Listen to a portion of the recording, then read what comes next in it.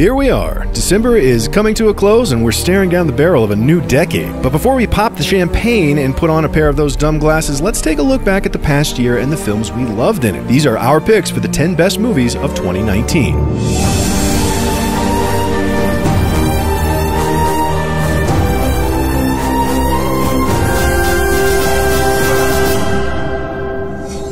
There were a lot of good movies this year, so we have to break it down by category. Let's start big. This year on the blockbuster front, we were most impressed by movies like John Wick: Parabellum, pushing its set pieces to their most bombastically heightened conclusions, and Ford vs. Ferrari that would have been just a better-than-average biopic if it weren't for the rip-roaring driving scenes. And don't tell anyone we said this, but we actually loved Alita: Battle Angel, and we're sorry it bombed so bad we likely won't get to see another one. However, there's nothing quite so climactic as finishing off a decade with the capstone to the most expensive story ever told. So for our first pick, we gotta go with Avengers: Endgame. You know, I keep telling everybody they should move on and grow. Some do. But not us. There is something to be said for the importance of sticking a landing. And in a superhero comic book world where cheating death is no big deal, Endgame stands out by making death and finality matter. There is a serious amount of runtime real estate dedicated to the breadth of our heroes' experiences with grief and the confrontation for what feels like the very first time of their own limits. As the film follows their attempts to bring back half an entire universe snapped away, they create a sense of scale, national mourning, and cost that elevates Endgame beyond all the previous Marvel offerings. If you grew up in the Marvel era, Endgame asked you to say goodbye to characters you've known since you were a kid. And no matter how you feel about comic book movies and whether they are or are not capital C cinema, that matters.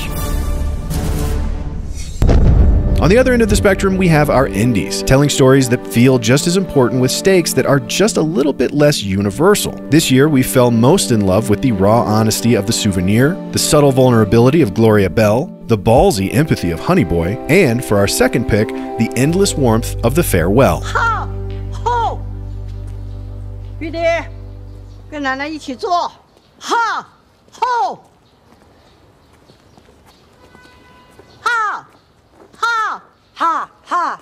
哎呀，你严肃点行不行啊？啊，使点劲儿嘛。 The Farewell is a home-cooked meal with grandma in cinematic form. Heartfelt, hilarious, based on an absolutely bonkers premise that also just so happens to be actually real, the love is palpable everywhere in Lulu Wang's breakout picture. The story follows Awkwafina's Billy as her and her family head to China for a wedding that's really just a cover to see the family matriarch once more after she's diagnosed with a cancer that the family has decided not to tell her about. A lesser story would have shoehorned in a generic romantic side plot and a lot more will they won't they spill the beans. But The Farewell knows exactly where its heart is, somewhere amidst the marvelous chemistry between its hero and her delightful grandmother, Nai Nai.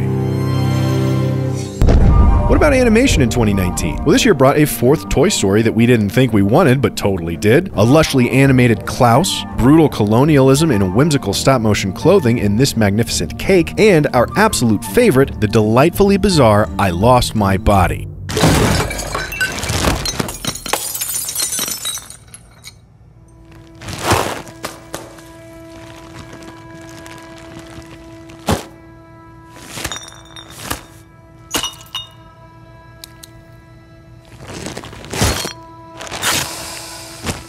A boy loses his hand, and I Lost My Body is the story of how he puts himself back together. Except, instead of following the boy, it follows his hand, crawling its way back to him like a five-legged flesh crab. Well, sometimes. Other times it looks like a tiny little person, and somehow you end up feeling for the strange little bugger. Him and his owner both, and for a surprising amount. Most films, in one way or another, engage with our experience of sight. Quite a few engage equally with our experience of sound. But it's a rare film that renders a sense of touch quite so cinematically as done here, evoking sense memories so powerfully specific that you can almost feel them as you watch. It's a point of view from which we've never seen a story before, and it's completely impactful in the telling.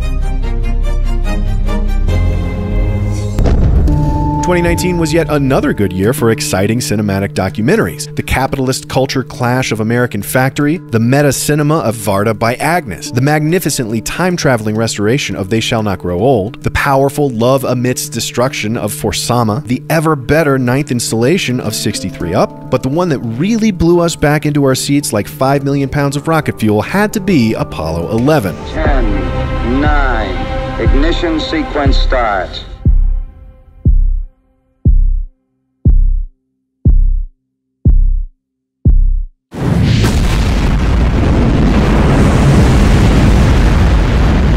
11 mines an enormous wealth of archival sources, including some magnificent and previously undiscovered 70mm footage to retell the story of the moon landing as if you were there. It uses no narration, no interviews, and no recreation. Even the synthesizers used in the fantastically tense score were period accurate. The story is told almost completely with recorded conversations between the astronauts and their mission controllers, with plenty of screen time set aside to just marvel at the colossal scale of it all. And in a year of visually impressive space movies that weren't quite our speed, some with truly massive CGI budgets, they still don't come near to feeling as awesome and monumental as what it was actually like when we put a man on the moon. Next up, what made us laugh this year? Well, certainly Taika Waititi's impossibly irreverent Jojo Rabbit. If there's a difficulty modifier for funny, we think the Hitler comedy is probably the highest. But we also love the warmer, friendlier Tarantino of Once Upon a Time in Hollywood. Knives Out is so well written it drives us nuts, and it was good to see Eddie Murphy and J-Lo back in full form in Dolomite Is My Name and Hustlers. However, it was a freshman filmmaker with some relatively unknown actors that captured our hearts and our humor this year with our favorite 2019 comedy and fifth pick, Booksmart. Name one person whose life was so much better because they broke a couple of rules. Picasso. He broke art rules. Name a person who broke a real rule. Rosa Parks. Name another Susan B. Anthony. God damn it. Basically, a female Superbad, complete with McLovin-esque sidekick, actually kind of a couple. Two girls that played it safe in high school learned that as they were busy studying, their classmates were partying and still managed to get into the Ivies alongside them. So they set out to get themselves into some good old-fashioned trouble before graduation. Got the money in the bank. The script is hysterical, and the two previously unknown leads make the dialogue crackle. Teen romance is handled with far more complexity than your usual sex comedy without ever sacrificing humor for its honesty. It gets the emotions right, and it's the hardest we laughed all year. Of course, on the opposite end of the emotional spectrum, we've got the tense and the scary. There was a lot to like about the Jungian self-confrontation of Us, Dread in the Sunlight of Midsommar, and sea shanty insanity of The Lighthouse, but they just didn't quite impress us like Get Out, Hereditary, or The Witch. Thrillers, though, were a different story. Joker was gorgeous with yet another performance that proves Joaquin Phoenix is an acting talent unlike anyone else. Uncut Gems was maybe too good of a thriller. Seriously, one of two reasons we're not picking it is because it gnawed at our stomach lining from start to finish like a 2-hour panic attack. The other reason, of course, is that Bong Joon-ho's Parasite came out this year and just so happened to be the best thriller in a very long time. 왜 그래요? 진짜. 아버지, 안 돼요. 죽어요.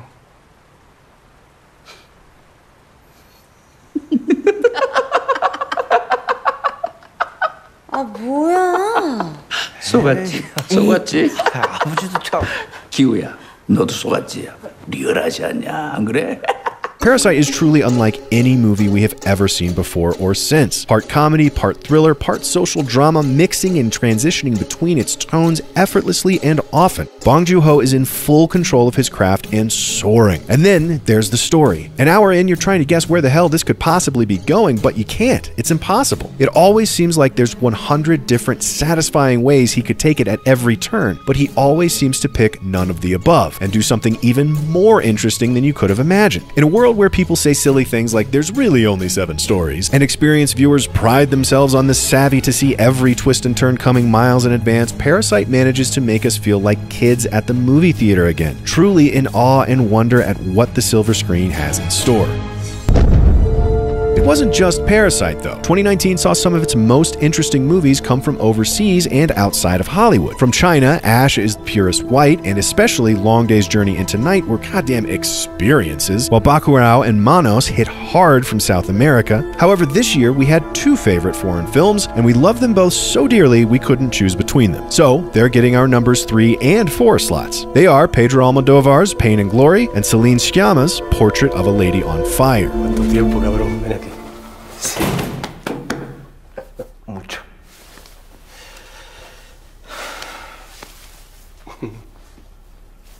¿Me habrías reconocido si me ves por la calle? Tendría que haberme fijado, pero sí. Los ojos son los mismos. Non, j'ai pas touché. Non, je n'ai pas touché. Ça y est, c'est bon. Vous avez touché. Concentrez-vous un peu. À vous.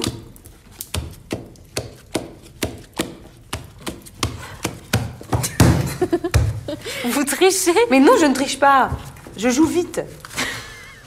In Pain and Glory, we see Almodovar reach for new personal and autobiographical heights, while his lifelong collaborator, Antonio Banderas, delivers a performance subtle and honest so far beyond what we had previously thought him capable. It's the story of an aging director in Madrid struggling with health and art, turning to heroin in his 50s, mending fences and then breaking them again, and remembering his past. The film is at its best when Banderas shares the screen with his aging mother or with his former lover, and although neither episodes are very long, that sort of seems like the point. You love them so much you really wish they wouldn't go. And then there's the final shot. It's neither tragic, heroic, melodramatic, nor flashy, but there's a power in its simplicity that just broke us into tears.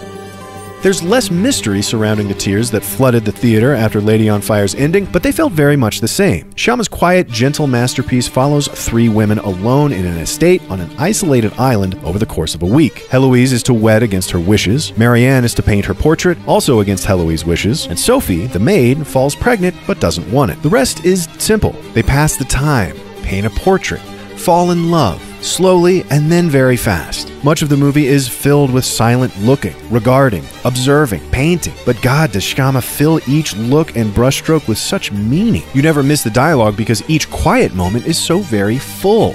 And by the end, the only thing you miss is exactly what you're supposed to.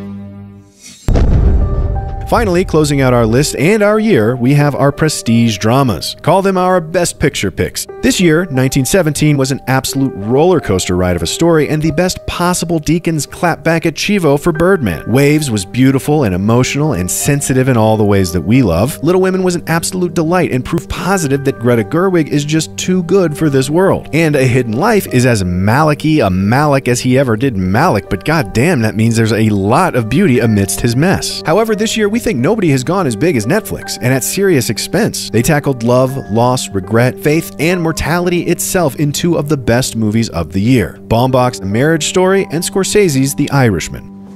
What's this? It's a manila envelope, love. Ooh, can I start over? There's my name on it. Ooh. Oh, Jesus. Sorry. You're served. I feel like I'm in a dream. We don't have a marriage anymore. I know you don't want the disruption, but you don't want to be married. Not really. But I don't want this. There's been a change. Instead of going up right away, we're gonna hang around tomorrow morning and then go up, drive up. No, but I told Jimmy that we were gonna be up in the morning. I told Jimmy we were gonna be up in the morning. What? Frankie, we did all we could for the man.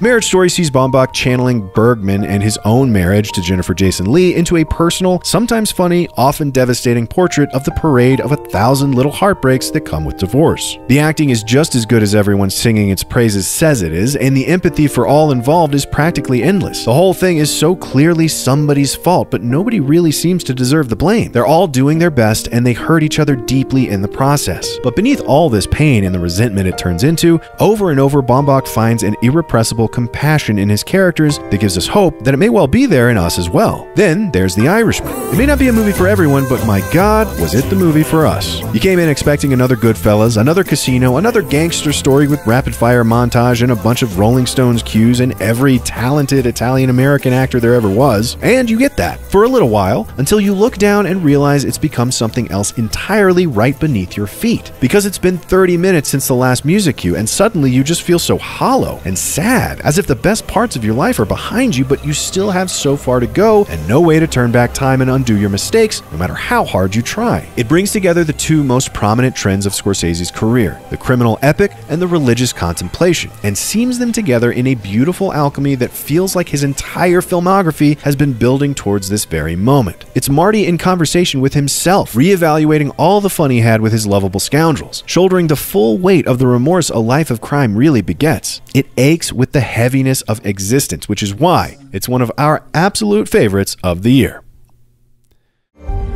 So what do you think? Disagree with any of our picks? Did we leave out any of your favorite films of the year? Do you think that's because we didn't see them or just because we didn't like them? We'll never tell. Let us know in the comments below and be sure to subscribe for more Cinefix movie lists.